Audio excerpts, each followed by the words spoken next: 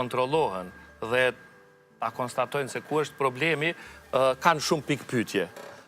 Janë normat sociale ato që i ngrisin shumë dilema. Si përjetohet në shoqërinë tonë kjo? Është shumë e vërtet ajo që ju thoni, po do ta kisha vazhduar aty ku ila doktori, sepse në momentin që provohen gjitha këto metoda, atëherë vim në shprehje ne, si institucion. Për shkak se në shumicën e rasteve kur kemi familje, sepse në shoqërinë tonë vazhdon të konsiderohet një familje jo e plot, në qoftë se nuk ka fëmijë. Dhe familja prapë, ka shumë familje, sepse paragjykimet ekzistojnë në shoqërinë tonë, pikërisht ato që tha doktori, jo gruaja nuk mund të ketë fëmijë, jo burri ka probleme, mirë për momentin që dorëzohen para këtyre akteve, provojnë të gjitha metodat të cilat i përmeni doktori, mos t'i përmendi, po janë disa metoda tjera popullore, që e frekuentojnë ndoshta dhe hoxhën, edhe të tjera të mundësi në për institucionet. Nuk di sa mundem me vol për ato.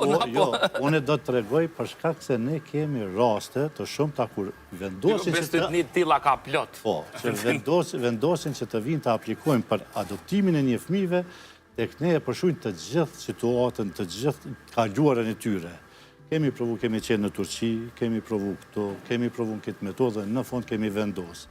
Dhe kjo njëve në paraqet problemet më dha. Për shkak se mosha kur vinë tek ne është kryesisht moshë shtyrë. Rrallë kemi pasur raste kur një çift bashkëtorë aplikon për adoptimin e një fëmijë në moshën 35 vjeçare. Para se të vinë te ju, sigurisht ju edhe bisedoni, po më intereson normat si ndikojnë kështu që për me jam sy mas pari me bo in vitro e pastaj për me adoptu. Problemi është se tek ne nuk vim paraprakisht dhe ne kemi menduar qysh në tash jemi duke dizajnuar edhe një projekt të tillë që ta kemi një lloj këshillimore paramartesore, që të bisedojmë me çifte, t'ju shpjegojmë të gjitha se çka do t'i pret gjatë martesës dhe në kuadër të kësaj këshillimore kemi menduar përveç punëtorit social, psikologut, sociologut, jurista, kemi edhe ginekologun, i cili do t'i shpjegoj cila do t'jenë mundësi që të ketë fëmijë, të mos ketë fëmijë, dhe që mos mund të provoj që ta ketë një fëmijë dhe kur mund të vendos që të aplikoj për adoptimin e një fëmije. Pra, neve na mungojnë informatat bazike dhe ne më shumë merremi me paragjykime, me stigma, me presion, duke kriju presion grave se cilat janë mundësit, pse ti ki ketë problem, pse ti nuk ki ketë problem, dhe pastaj vim deri tek ato norma sociale ku çiftet i hupin disa vite deri se të bindin njëri tjetrin që të aplikojnë për një adoptim fëmijë. Sepse në një anë ju duket torp, se ne mos të kemë fëmijë. Ai fësiu i ka 7 fëmijë, ky i ka 5 fëmijë, ne nuk e kemi asnjë fëmijë. Ja mos kame nga 7 e 5, kështu rrallin. Jo, ndoshta. A ka doktor? Sipas ki për tjellë rastet e fundit që i patëm disa të lashë, i patëm me 12 fëmijë, me 10 fëmijë, sepse kemi familje. Tash janë shumë më të rralla. Shumë të rralla, mirë, po kemi familje që ende kanë problem planifikimin familjar. Njëkohësisht janë disa familje që po stimulohen, sidomos të komunitetet, për shkak disa shtesave të fëmijëve dhe disa ndihmave që po ju vinë dhe po kjo po ndikon drejt për drejt në shtimin e natalitetit. Sepse po thotë se i kam 4 fëmijë, 5 fëmijë dhe i marr 5 shtesa të fëmijëve, atëherë automatikisht po bëhet një lloj planifikimi që të mbjetoj prej shtesave të fëmijëve dhe prej ndihmave sociale. Mirë, po të kthehemi tek kjo pjesa tjetër.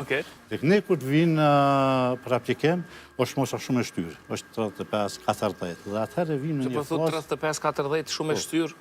Është e shtyrë për adoptim për shkak se duhet pritë 10 vite. Nuk ka fëmijë të braktisur që ata mund t'i marrin. Dhe pastaj kalon ajo periudha 50 vjeçare ku aktualisht ligji familjes e lejon që një çift të ketë fëmijë dhe diferenca maksimale është 50 vite. Mirë, po me kodin civil, tash e kemi parapo që të jetë 46 vite, dhe kjo po ndërlidhet me doktorin që tha që deri në moshën 45 vite mund të provojnë, ndoshta me një ekzaminim shtesë shtyhet ajo moshë, mirë, po dhe kjo po ndërlidhet për shkak se është qëllimi në aspektin social të krijohet një raport prind-fëmijë, jo gjysh në mes. Sepse nëse kemi një çift i cili në moshën 50 vjeçare për herë të parë ka një fëmijë, atëherë është në relacionin social konsiderohet sikur je gjysh, se në moshën 50 vjeçare mund të jesh edhe gjysh, e jo të jesh prind për herë të parë dhe të kujdesesh për një fëmijë.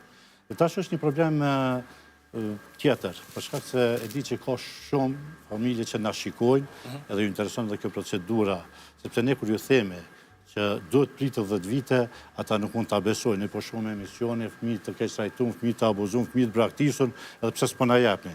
Mirë, po numri është shumë i vogël. Është shumë i vogël. Shumë i vogël, i fëmijët të braktisur, për shkak se tani kemi në brenda vitit 10-15, ndoshta maksimum 20.000 të cilët braktisën, kurse kërkesat për adoptim tani për tani janë mbi 200 familje të cilat presen për adoptimin e një fëmijë. Dhe kjo paraqet për neve një problem që t'ju shpjegojmë atyre që nuk ka më lindje të pakontrollume që ka pas me njerë në fazën e pas luftës ose në fazën prej vitit 2010-2015. Mirë po kemi pas edhe raste tjera kur kanë ardhë familje për shkak, ka ardhë një çift ose një person i vetëm, edhe përmes këtyre metodave ka linë fëmijë dhe kanë pas probleme edhe institucionet tona dhe të tjerët ta regjistrojnë atë fëmijë, pse s'ka babë ky fëmijë. Po e ka babën, qysh me ka fëmija pa babë edhe s'kam pas edhe këto informata, o shdu që ja shpjegojmë edhe këto, se mund të ketë. Pastaj ka qenë problemi i rregullimit të pushimit të lehonisë. Sepse në momentin që ke një fëmijë, do ta shfrytëzosh edhe pushimin e lehonisë, dhe qysh ku janë letrat, ku o baba, pse s'është ai. Pra kemi shumë paragjykime brenda shoqërisë tonë. Faleminderit shumë. Antigona, në aspektin psikologjik, si e përjetojnë çiftet të periudhën kur një farë mënyrë përballen me atë situatën që duan të krijojnë apo të lindin fëmijë por nuk mundën dhe pastaj duhet i drejtohen mjekësisë për asistencë. Si e përjetojnë shoqërinë tonë? Është periudhë shumë stresuese, Resol, për gjithë prindërit, sidomos në kulturën tonë ekziston dëshirë shumë e madhe e krijimit të familjeve, secili çift që martohet e ka këtë dëshirë me pas një fëmijë dhe ka plus kësaj shumë gra, cilat i kanë taku që e kanë pas një frikë, a do të kemë fëmijë për shkak thojnë dashurisë shumë madhe që e kanë për fëmijët, edhe para se mu martu, jom tuta kam e më falë zoti fëmijë, kështu e thonë. Do thonë, ai instinkti i të qenurit prind është shumë i fuqishëm, edhe sa ndonjëherë kalon edhe në një gjendje të ankthit edhe para se me u martu. Pastaj gjatë martesës, kur vonohet në thojza, ndoshta një vit, 2 vite kjo mungesa një shtatzanie, çiftet zakonisht i ka plon një gjendje stresit, a ka me pas fëmija jo, po aspekti kulturor edhe social që e pyetët ma herët, ndoshta ajo që kanë shohim mas shumti. Do të thonë, kjo e rrit jashtëzakonisht shumë presionin edhe stresin, sepse me njerë fillojnë ato pyetjet prej familjarëve të ngushtë, prej rrethit, çka po ndodh, dhe çifti vendosen në një presion shumë të madh, në një gjendje të ankthit shumë shpesh, pa gjumësi, frikë e madhe, a do të ndodh, as do të ndodh, dhe ajo vështërsia që ndjen të obligum me ju dhënë llogari rrethit familjar se çka po ndodh dhe jo lehtë është e menaxhueshme si situatë. Shpesh e jap këtë këshillën që lani çiftin mos ju bëni presion. Pastaj nëse vërtet ekzistojnë telashe mjekësore, çifti vendoset mandej në një stres tjetër shëndetësor, në procedura ndoshta edhe të shpenzimeve ekonomike të mëdha të cilat duhet me imbulu dhe bëhen shumë faktorë stresues të cilët ndikojnë në gjendjen psikologjike të çiftit dhe jo lehtë e menaxhueshme bëhet si situatë. Ka çifte që kërkojnë ndihmë, ka çifte që ndoshta një prej faktorëve pse nuk ndodh shtatzania e shoh shumë shpesh është faktori psikologjik dhe është në rritje numri rasteve edhe prej anës ginekologëve që rekomandojnë konsulta psikologjike kur shohin se gjendja e shëndetësore të dy partnerëve është e mirë, analizat janë mirë, nuk ka një arsye mjekësore pse çifti nuk po ndodh shtatzania te gruaja dhe çka hasim na është faktori psikologjik një prej arsyeve. Që akumulohet prej presionit social, stresit. Ndoshta shumë vështirë e kuptojnë njerëzit këto edhe ndonjëherë duket sikur qysh prej stresit s'ka mujt me shtatzan, po shumë e vërtet prej stresit ndodh. Doktorin pasi na tregon para se të kaloj te Salanda. Është shumë e vërtet. Unë e kam një praktik shumë thjesht. Kur shoh se është në pyetje komponenta psiqike, unë i thom, jo të unë, po të asë një mjek, mos me ju po bile një 5-6 muaj. Edhe gjitha barnat që jeni ty marë, përpos aty në vitaminave që i shkrujmë na, me ndërpre. Nuk ndodhë 2-3 muaj, vjen, mu ka ponu cikli, profesor, edhe e shë shtatzanin. Ajo që ndronë. është në më thonë edhe komponenta psiqike. Ok, faleminderit shumë. Salan, desha ta nisim me ty emisionin, po më qenë se pak u vënove, s'ka lidhja jo pjesë, po duat të flasim për anën e komunikimit që e ka QKUK-ja. Ne tentuam që t'iftojmë nga QKUK-ja dhe të japin informacione për këtë punë, jo për t'i akuzuar apo për t'i përballur me diçka, por kanë refuzuar që të vinë në emision. Hym që të hulumtojmë në faqen e tyre dhe nuk gjetëm asgjë. Do të thonë, te shërbimet ishin postime, për shembull në klinikën e ginekologjisë, 30-12-2020 ishte. Aty thot, krejt që kam doli këtu është vazhdojnë punimet për projektin e IVF-in ginekologji, ndërkohë që kjo ka fillu. Sa është serioze, Saron, që kjo kur hulumton edhe si gazetar përballësh me këto.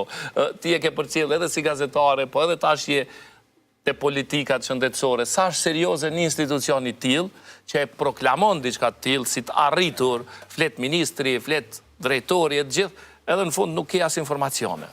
Në fakt, Resul, unë mendoj që para interesit tuaj si autor dhe si emision, do duhet ishte interesi SHSKUK-s që prej orës 7 në programet e mëngjesit e deri në emisionet prime time edhe pasaj, t'jenë të praneshëm në studio televizive. Dhe të informojnë. Dhe të informojnë, sepse çështja e IVF-it në sektorin publik është temë jashtëzakonisht e rëndësishme, edhe mbase një prej politikave të pjesshme, sepse IVF-i duhet kjetë parasysh që nuk ka fillu në mënyrë të plot në SHSKUK, po e diskutojmë pastaj, por është një nga politikat e vetme të suksesshme këto vitet të fundit, sepse ne nuk kemi pa një politik të mirëfillt të suksesshme në sektorin e shëndetësisë. Unë mendoj që është lajm jashtëzakonisht i mirë që IVF-i ka fillu në sektorin publik, për shkak që bara financiare për shumë çifte është jashtëzakonisht, ka qenë jashtëzakonisht e madhe dhe përderisa e kemi pas fondin e sigurimeve shëndetësore që në kuadër e ka programin për trajtim jashtë të sëmundjeve jashtë spitalore, jashtë institucioneve spitalore, këto nuk janë mbuluar. Dhe është duk pak ironi, sepse secili problem shëndetësor pothuajse ka qenë i përfshirë në listë ato që trajtohen në SHSKUK, dhe problemet shëndetësore të grave dhe të burrave, ato probleme që parandalojnë ose ua pamundsojnë prindrimin ose mëmsin grave, nuk janë mbështetur nga shteti. Na kemi pa raste që përmes apeleve publike, prindër dhe gra kanë kërkuar temi silemosh vetëm për ta shijuar prindrimin dhe në një shtet serioz mendoj që nuk do duhet të ndodhte një gjë e tillë, nuk do duhet që prindrimi të ishte luks vetëm për ata që kanë financa. Për momentin, si është në Kosovë, si shihet, si trajtohet IVF-i, si nevojë shëndetësore apo si një shërbim opsional? Fillimisht mendoj që diskutimi, unë jam goxha e lumtur, kështu edhe optimiste, sepse ka filluar me ndryshu edhe perceptimi për IVF-in. Nuk janë shumë klarë këta kohënat, kur njerëzit edhe qiftet, sigurisht ajo është edhe zgjidhja e tyre, por e kanë bajt fshat se po e bajnë me IVF, sepse janë friksu nga gjykimi, sepse ka qenë nuk është i ti tamam, po është i tyre, po është me injekcion. Ka qenë si shpreje që po e përdori prej zhargonit popullor. Mendoj që në vitet e fundit ka ndryshu perceptimi dhe sot problemet ginekologjike ose problemet që pamundsojnë prindrimin shihen si probleme normale që mund të trajtohen ose mund të zgjidhet përmes një rruge opsionale që është absolutisht rrugë që e ka siguru shkenca. Unë kam prit që mamati më fillu IVF-i në SHSKUK, sepse ka vite që janë ble aparaturat, ose ka vite që janë nda buxheti dhe është bërë me remetimi dhe temi transformimi në klinikën e SHSKUK-s. Fatkeqësisht, ky proces ka pasur edhe një blokadë dhe sot mendoj që ka një blokadë për prej një debati shumë të dëmshëm, shumë polemizues dhe shumë polarizues, i cili e ka pamundsuar kalimin e ligjit për frytnimin e asistuar. Na fatkeqësisht tani funksionojmë me udhëzim administrativ. Unë mendoj se udhëzimi administrativ është i pamjaftueshëm për ta kontrolluar sektorin privat e për ta kontrolluar pas edhe sistemin publik, sepse megjithatë për kualitetin e shërbimeve sistemi privat dhe publik do duhej të trajtoheshin njëjtë nga Inspektorati dhe Ministria e Shëndetësisë. Për momentin, na kemi pas viteve të kalume ky udhëzim administrativ, është dikon nëse nuk gabohem, prej vitit 2013, dhe udhëzimi është shumë i vjetër për t'ju përshtatur nevojave, sepse mund të kenë dalë gabime ose secili rregullim ligjor përmes udhëzimit, rregullores me kalimin e kohës, shihet se çfarë zbrasire ligjore ka, çka do duhej të plotësohej. Origjina e atij debati është tek kodi procedurës penale së pari, pastaj gjinia, e tjera, pastaj është një grup i ligjeve që nuk arritën të shkojnë më tutje. Jo, problemi këtu ka qenë